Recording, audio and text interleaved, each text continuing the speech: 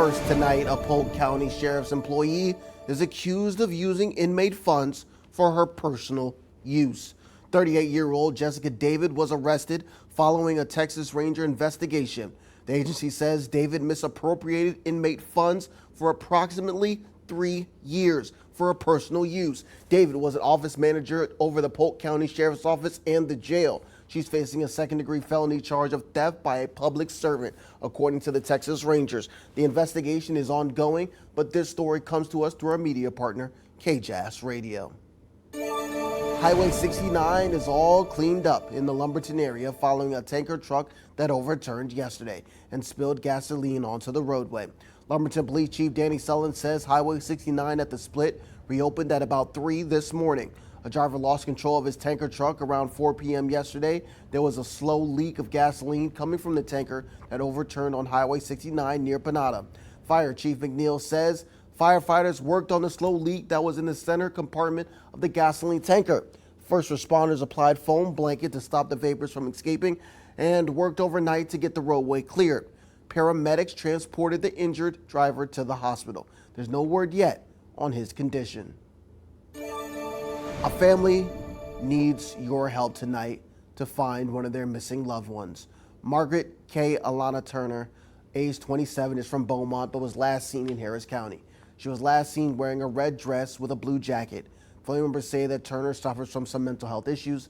The family is asking if you see Turner to please call the Harris County Sheriff's Office. That's the number you see on your screen right now. That's 713-221-6000. And who doesn't like a fashion show, especially when you're trying to get ready for prom, right? It's the Ortiz Formal Wear Prom Fashion Show. Take a look at these Port Neches, Groves, and Nederland students as they become models at the show today. The event took place at New Hope Church in the 2000 block of Nederland Avenue. And our own Angel San Juan, who took off work today and made sure we got this video of some of these good-looking students. Look at Jansen Ware right there. And they are looking good and quite fashionable, if I say so myself. And the McFadden Ward House held their SOAR Family Day today. Admission completely free. Activities taking place were butterfly bikes, live music, picnicking in the ground booths from the Sabine Nature's Master Naturalist and Houston Museum of Natural Science, bug carts and butterfly gardens created by local artists, crafts, family activities, and so much more.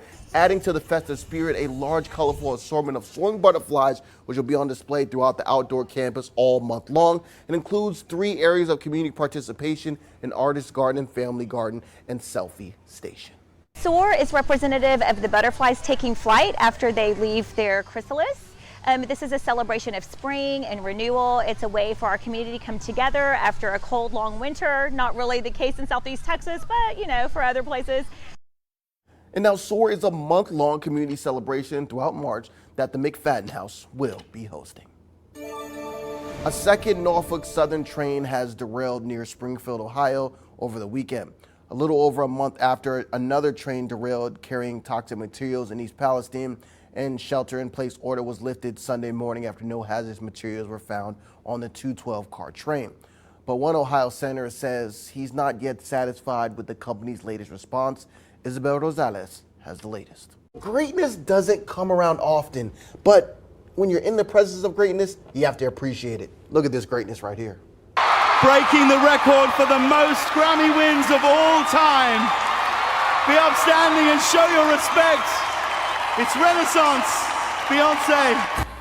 33 Grammy wins for Beyonce Knowles, the woman out of Houston, Texas. I mean, she broke the record.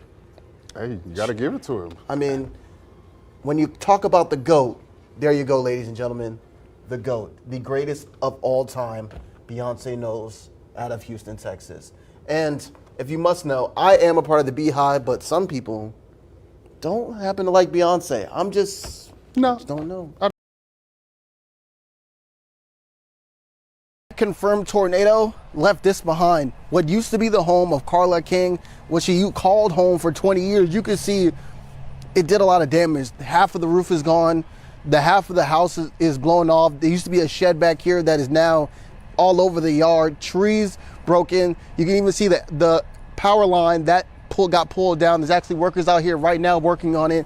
And this is where a lot of the damage took place. This was just one spot. But It took place all over the neighborhood. This just took the worst of it. And to show you a little bit more kind of what we're seeing here is now you can see this car. This will be that single lane that we're talking about. And it seems like some drivers still having trouble speaking about. And now that inside lane that you see me in now, this will now be the bike lane. And I know some residents had concerns about they used to park their car in that lane. Well, talking to City Councilman Chris Durio, he said you will still be able to park your car in that lane. And so the street I stand on right now, Farmville Avenue, residents tell me they used to be able to sit on their porches and be able to do things in the neighborhood, but that is no more. And not just because the drive-by shooting that happened Saturday, they tell me this has happened more than one time. So now I'm gonna show you some of the bullet holes that are in the home that was hit on Farmville Avenue. If you wanna take a look, we counted almost 17, about 17 when we came out here this morning. Actually, I hold that probable cause affidavit in my hands right now, and let me read you some of those disturbing details that they found out that Baby Shaw was suffering from. So specifically, he was suffering from subdural brain hemorrhages, several bilateral detached retinas, and severe retinal hemorrhage, and a number of bone fractures located throughout his body. Aaron, that's right, I'm trying that one. Actually, if you could ask Kim, I've gotten a little better since I'm doing this on the 5 o'clock show. I'm still trying to work on the braking a little bit, but you know, safety first as always. As summer is coming to an end and we're putting our beach bodies away, we came to Crystal Beach to check in with some businesses and some beachgoers to see how summer really went. Have kisses. Oh, I love you. Christy Reyes now depends on her furry best friend to get through some of the toughest years of her life. He's my gentle giant, yes. She got her dog after her 21-year-old son, Alex Reyes, committed suicide in 2018. And I got a text message on my phone that said, Mom, please forgive me. I love you. Please take care of my dog. Christy immediately ran over to her son's Alex home, where she found him standing in the kitchen with a gun to his head. And I hollered his name, and he pulled the trigger, and as he was going down, I caught him in my arms, and he actually died in my arms. Alex's suicide sent Christy into a deep depression. I turned to alcohol really, really bad, and that's where my life went. It went to sitting on a barroom stool, drinking every day. But that wasn't the bottom for her. I'd been in and out of the mental institution 4 times because I tried to commit suicide myself because I couldn't deal with it. Whenever everything had happened, I got diagnosed with PTSD, and that's how I ended up with my big boy behind us. Usually suicide is a cry for help, like all behaviors. Mental health counselor Marlon Williams says there are things loved ones need to look for if someone is suffering mentally. You're not doing the things you used to do. You're not communicating. You're acting a little strange. And something changed for Christy 5 years after her son's suicide and her own suicide attempts. It was like, my kids and my grandkids, I don't want to put this on, them.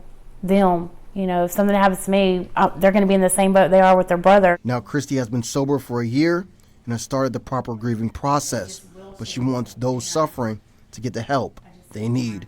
You get there and you think that that's your only way out. I wouldn't want that for anybody. Reporting in Jefferson County, Mello Styles.